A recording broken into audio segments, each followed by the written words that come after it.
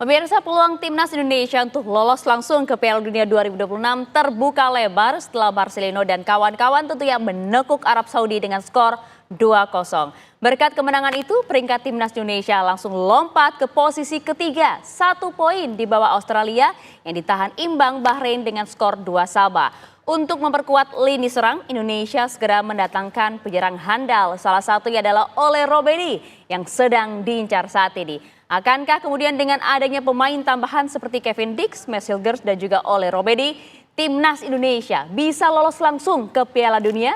Untuk membahasnya telah bergabung bersama dengan kami ada mantan kiper timnas Indonesia Marcus Horizon melalui sambungan Zoom. Dan juga nanti akan bergabung bersama kami ada pengamat sepak bola Opan Lamara. Dan saat ini di studio TV One sudah bergabung bersama dengan kami ada pemerhati sepak bola sekaligus pemimpin redaksi TV One, Bang Lalu Marasatria Bangsa. Selamat petang, Bang. Petang, Mbak ya. Ya, kita sapa juga. Selamat petang, Bu Markus. Selamat petang, Mbak. Baik, terima kasih sudah bergabung sama kami di Kabar Petang. Saya ingin ke Bang Marat terlebih dahulu, Bang. Kalau kita lihat kemarin kemenangan Indonesia kontra Arab, paling tidak membuka peluang kembali Indonesia bisa lolos ke kualifikasi Piala Dunia 2026. Tapi kalau Anda melihat, Bang, sebenarnya apa yang membuat permainan timnas kita begitu luar biasa kemarin, bahkan juga bisa meraih kemenangan kontra Arab Saudi? Siapa yang berperan di sini?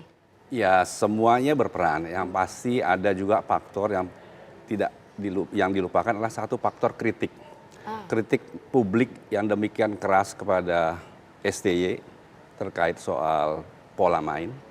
Kedua, tekanan daripada federasi, dalam hal ini Ketua Umum Erick Thohir yang kemarin ya, mengancam akan mengundurkan diri. Itu berperan besar melecut STY sebagai pelatih untuk mengeluarkan seluruh pikirannya dan seluruh pemain untuk menunjukkan kemampuannya di lapangan. Kalau kita lihat bahwa dari sebelumnya lawan Jepang maupun lawan Cina, kan perbedaan terjadi. Baik dari pola main maupun semangat.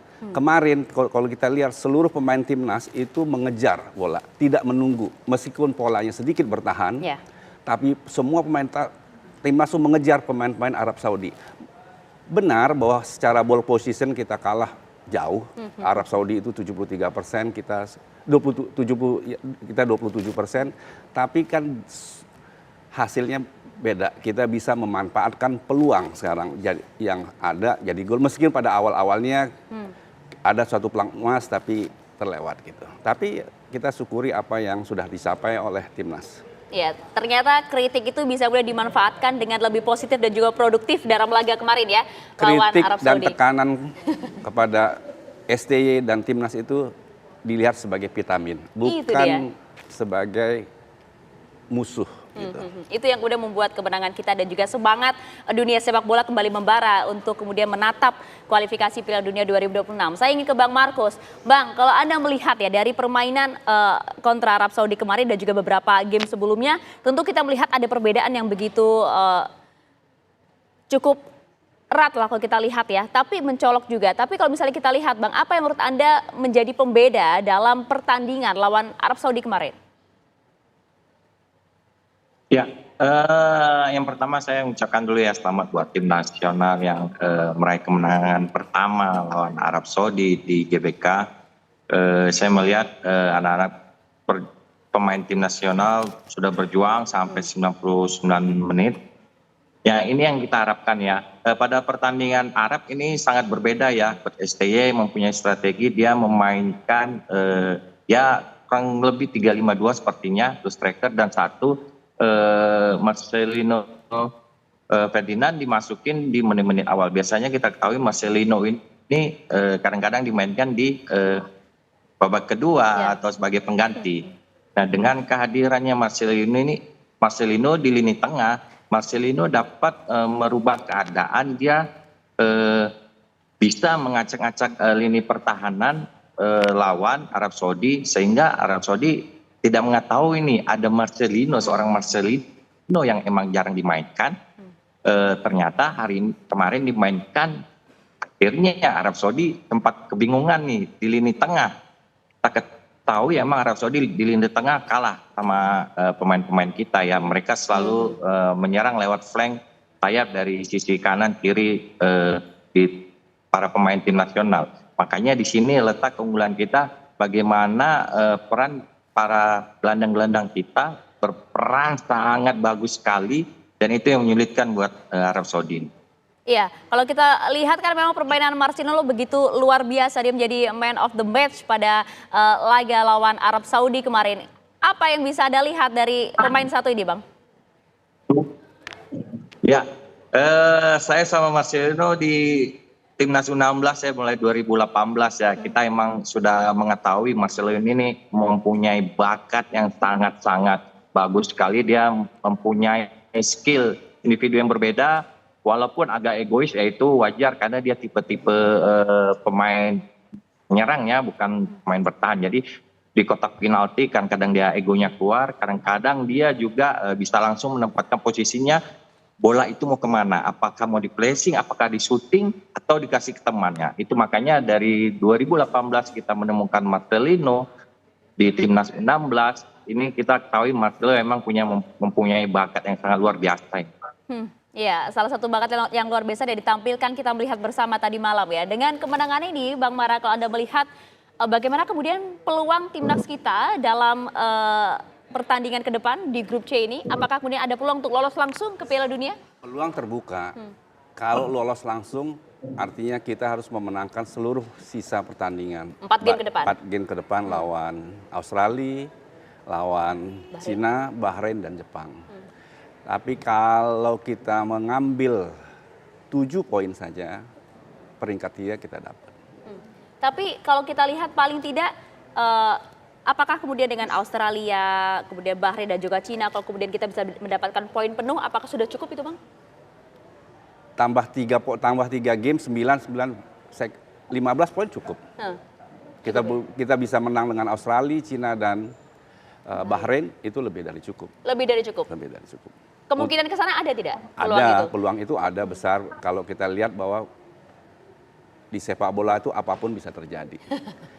Arab Saudi pun bisa mengalahkan Argentina yang peringkatnya jauh, dan di Piala Dunia kemarin Arab Saudi di bawah dan di bertarung bintang. Jadi apapun yang bisa terjadi dalam sepak bola. Yang penting adalah seperti permainan kemarin, bahwa mengejar, mainnya Spartan, disiplin, tanpa lelah.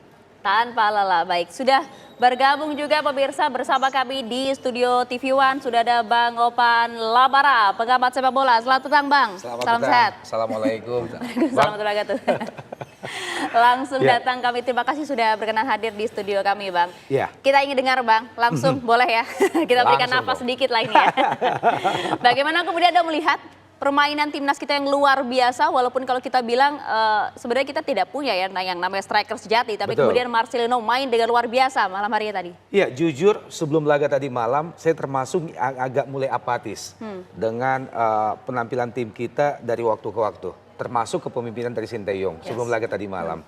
Dan laga tadi malam menunjukkan bahwa sebetulnya sepanjang keinginan kuat itu hadir, motivasi itu ada, determinasi itu lahir, maka sebetulnya kita punya contoh bahwa saat kita bermain di Cina beberapa tahun yang lalu, Bang, kalau kita melihat statistik pertandingan bagaimana kita begitu mendominasi pertandingan pada saat itu. Pole position, peluang dan lain-lain sebagainya. Tapi Cina yang menang. Nah, tadi malam rupanya kita mengalami hal yang sama ya, bahwa determinasi, semangat, keinginan kuat itu bisa mengalahkan statistik pertandingan yang memang lebih didominasi oleh Arab Saudi. Bukan cuma ball position, tapi peluang bagaimana mereka menciptakan sampai 13-14 peluang, tidak ada yang berbuah gol. Kemudian kita bermain juga sangat efektif. Dan yang paling menggembirakan tadi malam adalah penampilan anak-anak seperti tidak memiliki lelah sama sekali. Iya, nggak ada lelah, bermain lepas. Kemudian Marcelino contohnya, kita harus mengakui bahwa Marcelino menampilkan permainan terbaik sepanjang karirnya bersama timnas tadi malam. Dan determinasi itu hadir di semua pemain. Bagaimana mereka memblokir, mematahkan peluang dari Arab Saudi. Kemudian bagaimana kita menciptakan gol itu sampai kepada bagaimana Marcelino bisa menghadirkan dirinya tepat berada di bawah gawang. Itu kan determinasi yang luar biasa. Pak Marcelino bukan striker, dia pemain tengah dan dia bisa berada di situ. Itu dia. Tapi faktor apa yang menurut Anda kemudian permainan kemarin betul-betul di luar nalar kita semua? Satu, mungkin ada peran ketua umum Eto'o. Kita melihat sebelumnya saat kita kalah dari Jepang beberapa tahun yang lalu, beredar video bagaimana Ketua Umum Erick Thohir memberikan motivasi yang luar biasa di ruang ganti pemain. Kemudian mungkin itu juga yang menjadi pelecut salah satunya bagi pemain. Yang kedua adalah kritik yang tidak habis-habisnya dan begitu tajam, termasuk dari saya. Pasca kekalahan menghadapi Jepang itu, saya termasuk yang sangat kritis pada Sinteyong. Dan Sinteyong kita tahu mentalitasnya adalah mentalitas seorang Korea yang pantang menyerah dan menganggap bahwa semua kritikan itu adalah sesuatu yang bisa diambil hikmahnya. Vitamin kalau kata Bang Mara. Betul, vitamin ya. Dan hal-hal begini yang membuat Sinteyong dan pasukannya akhirnya bangkit. Karena kalau kita berbicara dari sisi kualitas tim, kualitas materi pemain, seharusnya memang kita tidak kalah ya dengan materi yang kita miliki saat ini, kemudian persiapan yang juga kita miliki, terlepas dari bahwa ada beberapa yang masih debut sebagai debutan di timnas ini. Nah, yang kedua kalau kita berkaca dari laga tadi malam, ini adalah merupakan the winning team sebenarnya ya. Pemain yang memang sudah memiliki chemistry satu dengan yang lain. Untuk yang pertama kalinya dalam 3 laga terakhir, bahkan dalam 4 laga terakhir, Sinteyong tidak menurunkan pemain debutan tadi malam sejak kick-off babak pertama. Artinya ini adalah starting 11 terbaik yang diturunkan dalam 3 atau 4 laga terakhir, di mana tidak ada debutan di situ. Chemistry antara pemain sudah ada, kemudian mereka juga sudah sering bermain bersama. Nah, Marcelino kembali mendapatkan kepercayaan untuk bermain di lini tengah. Yang sebelumnya peluang atau kesempatan itu sudah hilang bagi seorang Marcelino. Tadi malam luar biasa. Sekali lagi ini adalah timingnya Marcelino. Luar biasa. Itu dia Bang Opan. Saya mau ke Bang Markus. Bang, bagaimana kemudian kita bisa mempertahankan, paling tidak menjaga lah ya, stamina dan juga semangat dari para pemain timnas, para pemain Garuda kita ini untuk nanti laga ke depan, game ke depan lawan Australia, Bang? Ya, kita ketahui ya, tim nasional ini setiap pertandingan berbeda-beda ya. Coach STI mempunyai taktik dan strategi tersendiri. Mudah-mudahan nanti ya lawan Australia, mudah-mudahan taktik STI itu tepat dan jitu, karena pasti mereka sudah melihat video Australia, di mana Australia berbeda sama pemain Arab ya, karena Arab tipe pemain yang selalu menyerang dari flank. Ya, kalau Australia dia menyerang, dari flank juga menyerang, tapi dia sering kombinasi juga di lini pertahanan atau di sektor gelandang mereka. Jadi buat Australia ini kita patut waspadai ya. Mudah-mudahan jangan sampai kita salah strategi lawan Australia disamakan sama Arab Saudi ya, itu berbahaya ya. Saya yakin Coach STI mempunyai taktik tersendiri lawan Australia. Pasti saya yakin itu berbeda. Mereka lawan seperti Arab kemarin ya, pasti saya yakin itu berbeda. Ya tentu kalau kita lihat kan dalam grup neraka ini pasti setiap negara harus selalu berubah strateginya untuk bisa memenangkan peluang paling tidak poin penuh begitu. Nanti kita akan bahas kembali hal ini. Usai jeda saat lagi, tetap bersama kami di Kabar Petang.